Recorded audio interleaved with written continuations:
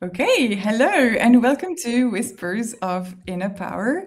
This is an interview series where I sit down with sensitive, thoughtful entrepreneurs who are building businesses in a way that feels intentional, human, and sustainable.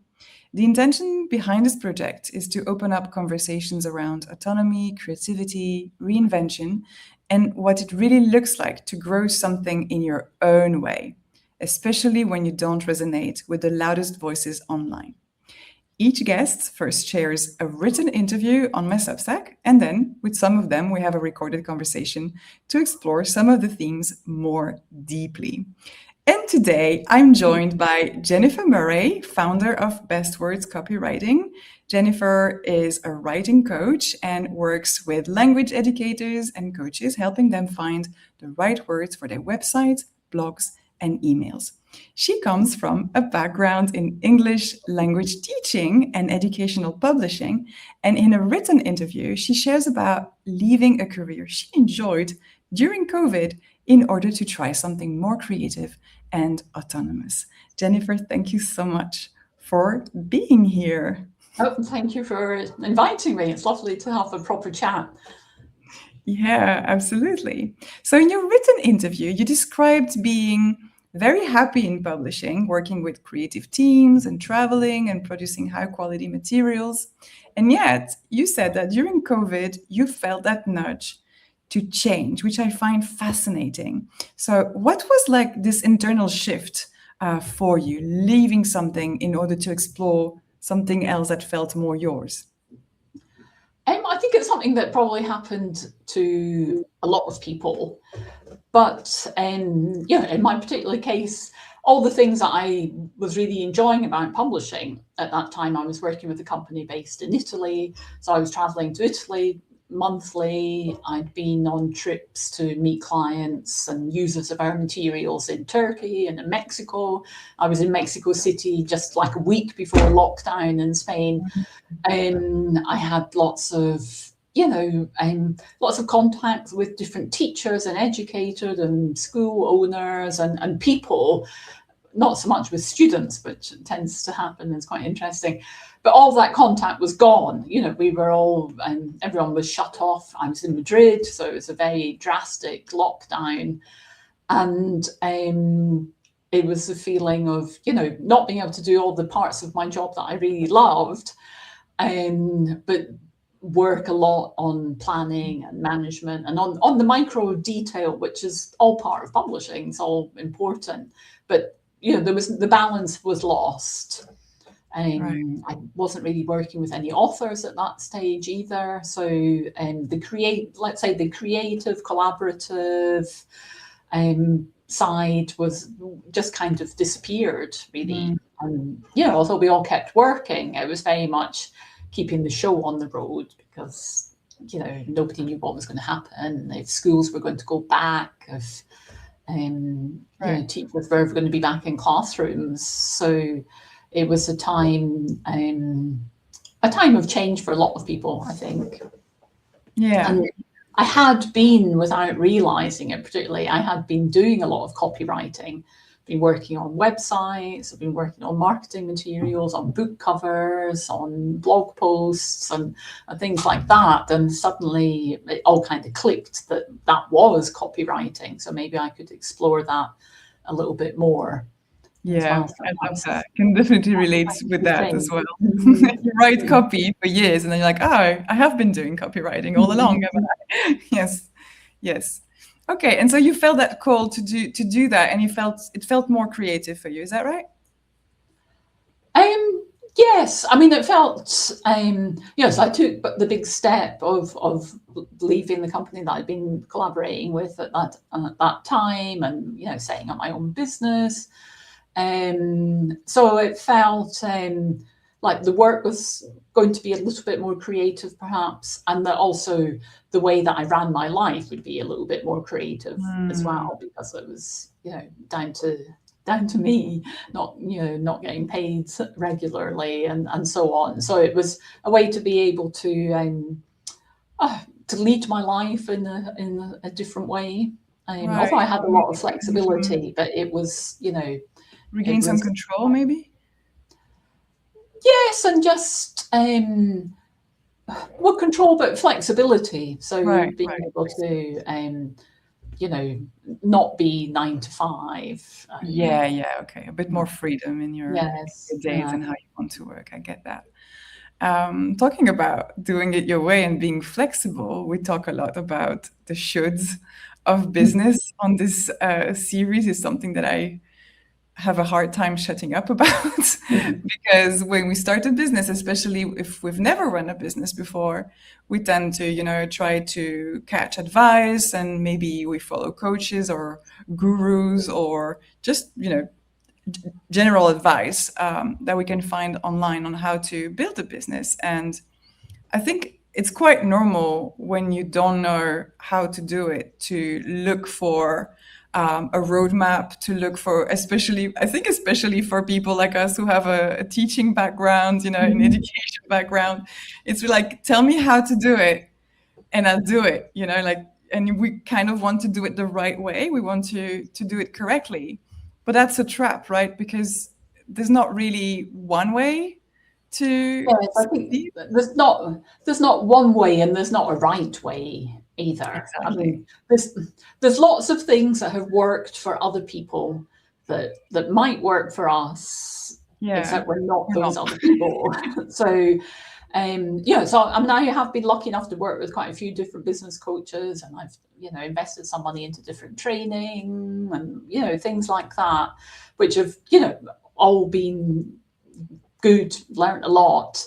Right. But what I've learned more than anything is that if you're not particularly clear about you and what you do and how you want to work and how much income you need, or what you want to call yourself, all of those things, then that all that business advice doesn't really land, because you're not ready to implement it. So I think until you're really clearer, then I don't think you can plan out things like your social media content strategy, or even write your own website. Yeah.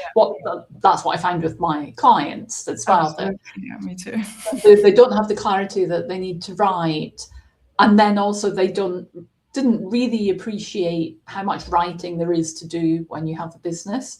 And in the Right. same way, none of us have really appreciated how much work you have to do if you're going to have your own business, Mhm. because you become the accountant, the admin, the office supply manager, the Manager. marketer, Manager. the nurturer, there's so much more. And I think, especially at the beginning, because a lot of the business coach advice is delegate and work with a VA, but initially you don't have the budget to do that, but also you don't have the clarity, I think, to be able to say to somebody, take this and do it for me. I do it this way, because you still don't actually know what your onboarding process for clients is. So there's a big steep learning curve at the beginning, I think, Yeah. about who you are, what you do, your audience, and then how to organize it all and to keep all of the cogs moving and connecting, and this, for every doubt you have, there's three different voices telling you what you should do, or you could do, or you must do. um, but you need to find the thing that works for you. I mean, something else might always work better, of course, but then Mhm. that's part of, we're always doubting what decisions we've made. But, you have to find what works for you and then follow it through. Because if you don't feel that it's going to work for you, you won't follow through. Exactly. It has to be something that you feel comfortable doing now, not in 10 years or in 5 years, like Mhm. with what you have and with who you are now. And I love what you said, like just find something that works for you. And I want to add that works for you for now as Mhm. well, Yeah. because that's the trap as well, is that we're always evolving. I really loved also what you were saying about clarity. And I think it's something that we often underestimate. Like you were saying, for me as well, with lots of people I've worked with, there's like this eagerness to get started and to have the website ready or to put an offer out there, but there is a lack of clarity to not only what you want to call yourself, but who is your audience and Mhm. what's your positioning, you know? And it's things that you cannot overlook because you cannot write, even if you want to write your copy yourself, you can't write good copy if you, or that copy that's going to connect you with the right people if you don't know exactly who you're trying to connect with and how they feel and what they're trying to do and what their problems are and what their worries are and all that thing. So it's deep work that needs to be done to Yes. clarify. Yeah, and even where they are, you know, Mm. like lots of people, I'm sure we've all done it as well, but, you know, should I be on Instagram? Should I be on TikTok? Should I be on YouTube?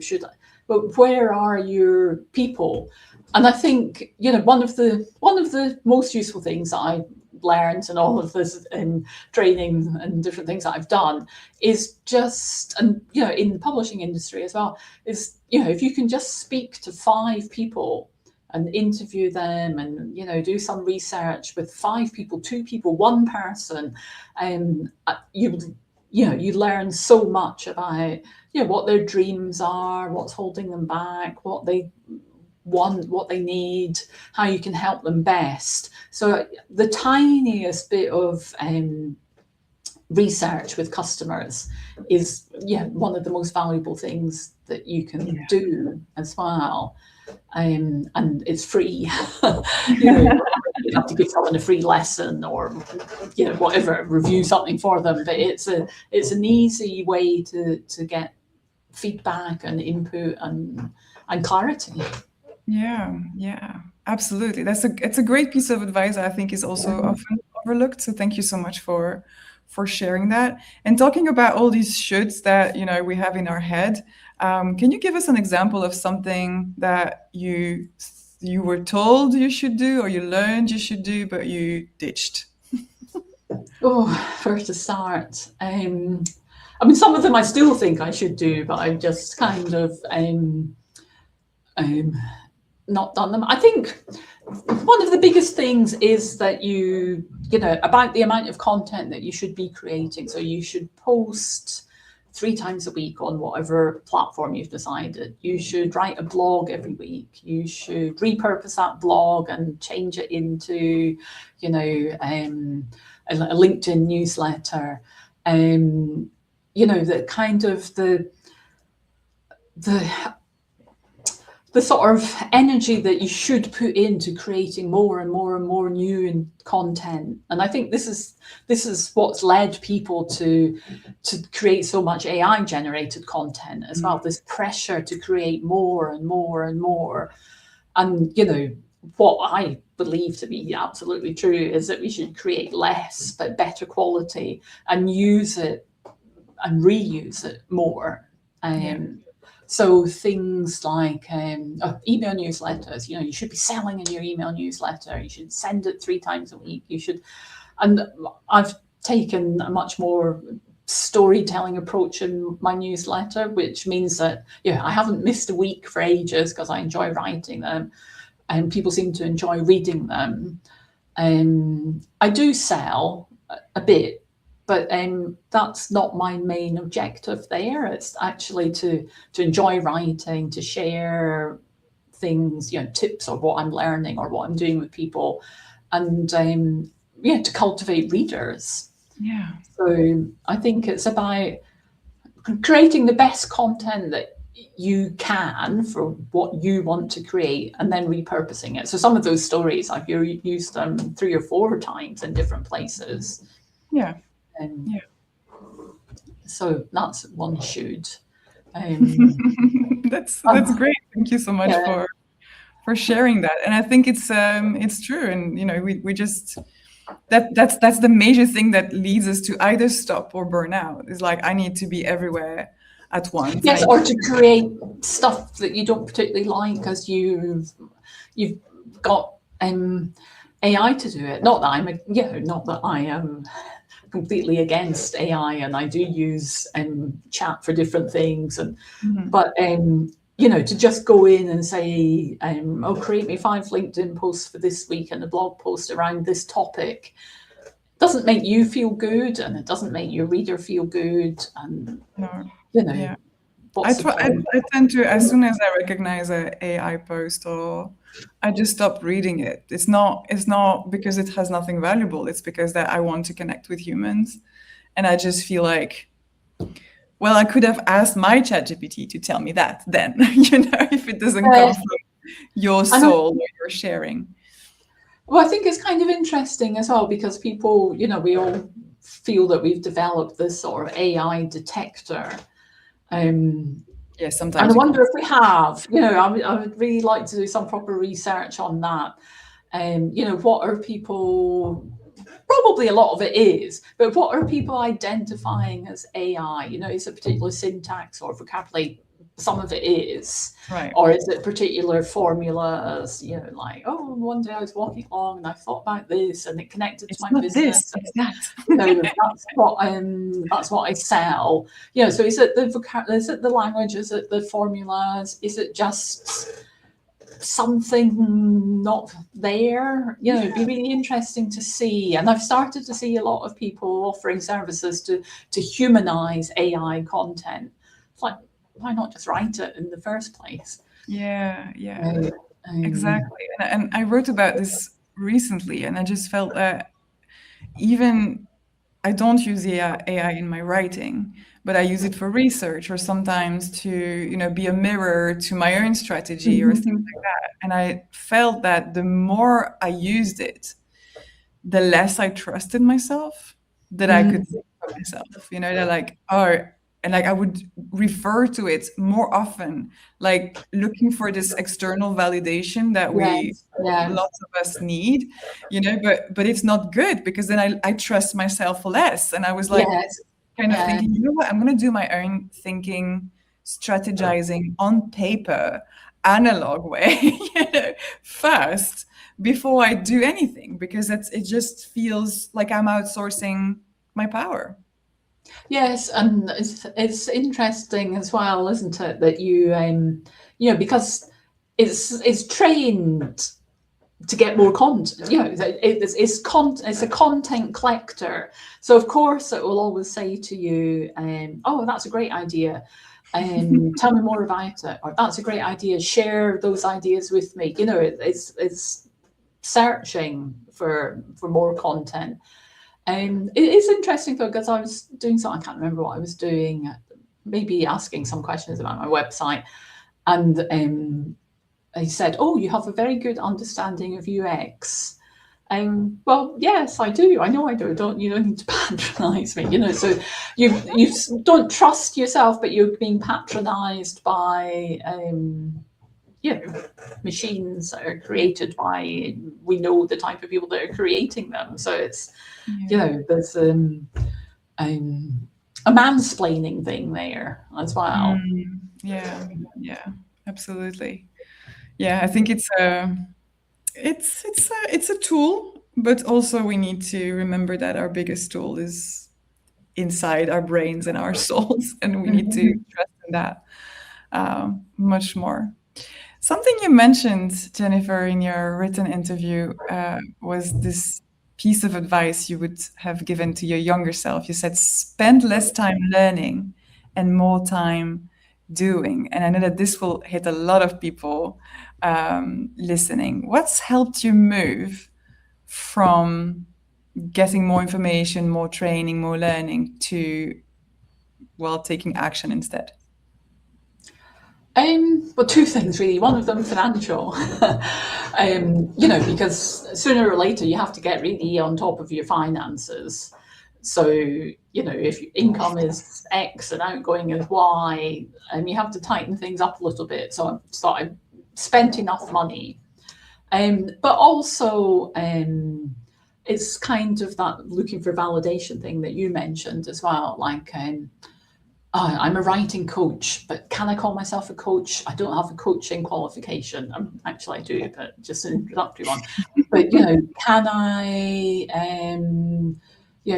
call myself, can I offer help with people's websites? I'm not a website designer about coding, but I have built my own website, so I think we're constantly feeling that we can't do something until we've done a little tick list. So I've done the training about it, I handed in my homework, and because we all come from education, we all know that the student who always comes to class, always does their homework, and it's not necessarily the student who's going to learn that having the best language level, because if they're not practicing out with the classroom, there's a limit to how much they can grow. And it's the same with us. If we're always in choruses or sessions or challenges about how to do something, then we're never actually doing it because we don't have the time.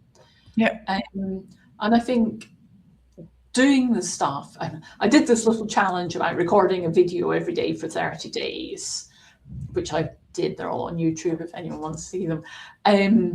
But actually, it wasn't about recording videos. I'm never going to be a video editor. It was about doing something. And what I was doing was speaking about, my beliefs, my values, my approach to helping people write. Right. So I think unless, if you can combine the learning and the doing, that's probably perfect. But you can spend too much time in the classroom and not enough time implementing what you've learned, because there's always more stuff to learn. Exactly. It never ends, right? The more you learn, the more you find that there's more to learn, and you can be more advanced, and new things appear, new theories, or it's never ending. I love that approach, and it's really something I'm implementing as well. And I think it's also important to get the message that learning by doing is valid. Like, it doesn't you don't have to learn in theory. Like, you can do and learn as you do it. And that's what I'm doing now with web design. Like, I've done my website, I've done a website for 2 clients, and I thought, I love it. I love doing it. I want to learn more of that. I'm learning CSS. I'm learning to use Figma.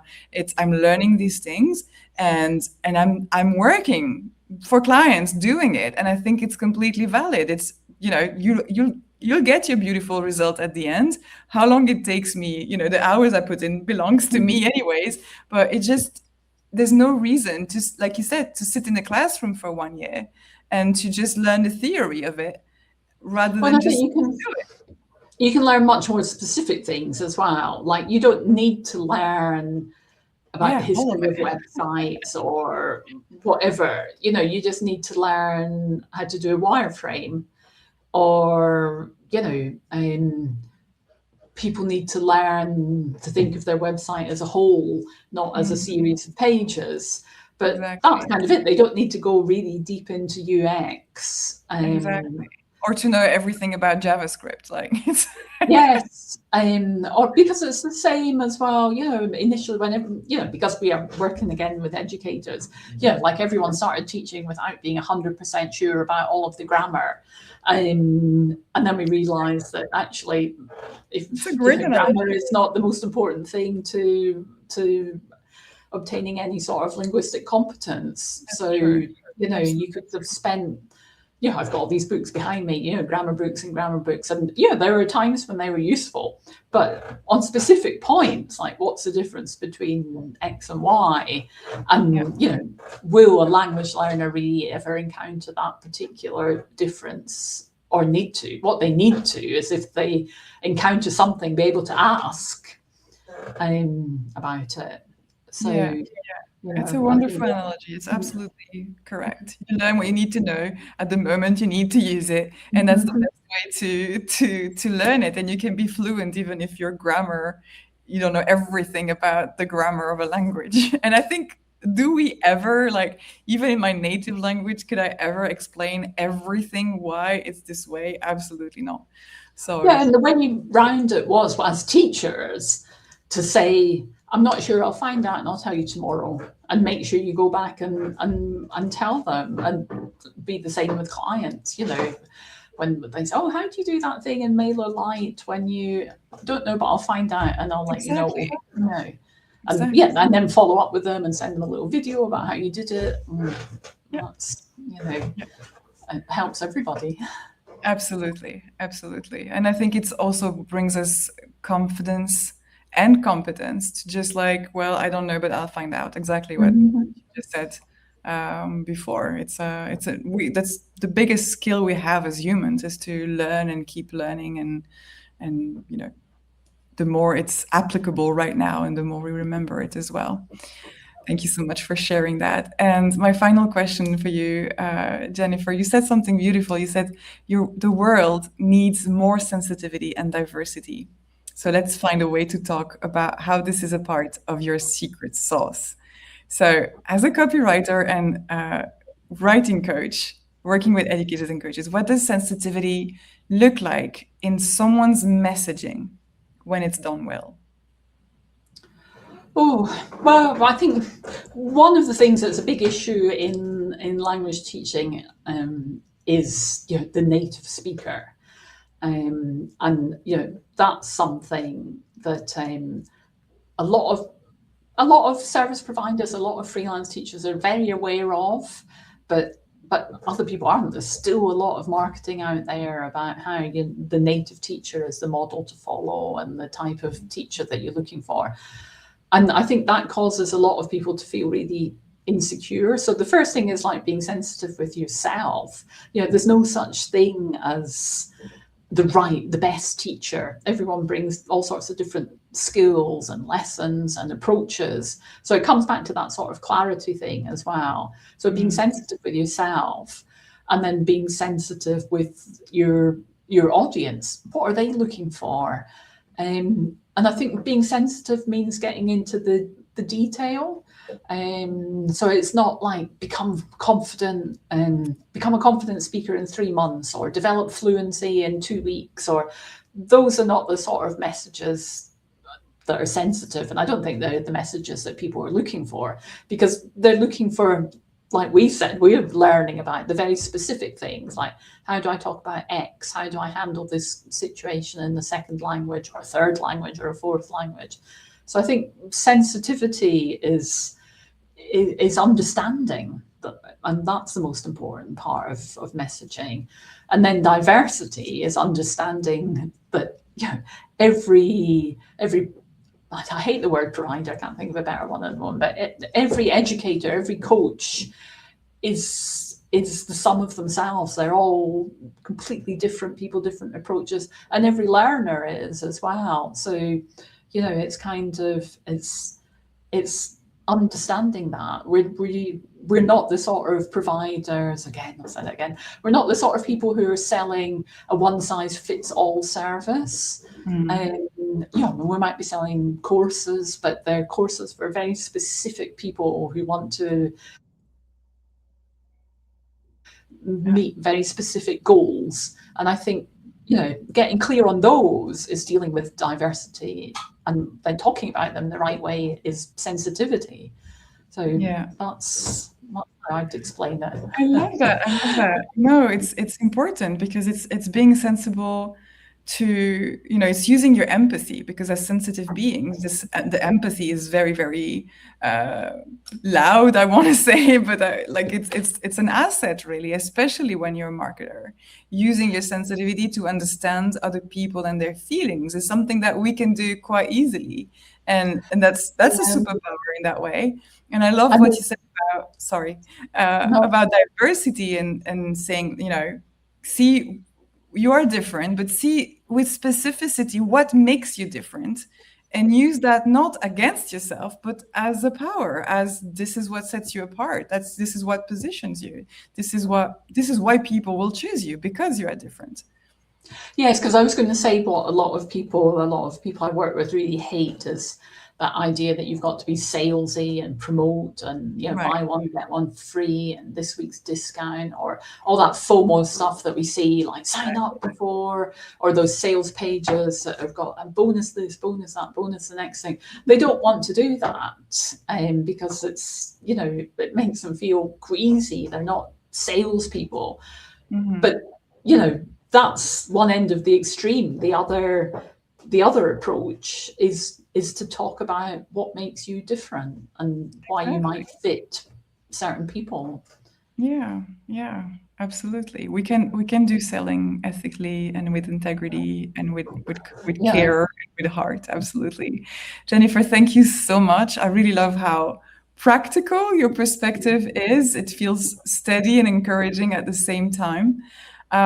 You who are listening or watching and you'd like to read Jennifer's full interview, you can find it on my Substack under Whispers of Inner Power. And if you work in language education or coaching and need support finding the right words, you can connect with Jennifer at bestwordcopywriting.com. And you also write a weekly newsletter, you told us, now 70 editions, you mentioned. That's Yes, I called think Best Words Express. 74 this week, and Best Words Express, which is stories, things that I'm learning, and trips around the internet, and rabbit holes around the internet. Lovely. So we'll add the link to that for sure, so people can stay connected with you. Thank you so much Excuse for me. being here. No problem, for being here with us today. And thank you for listening and continuing to honor your own whispers of inner power. Bye.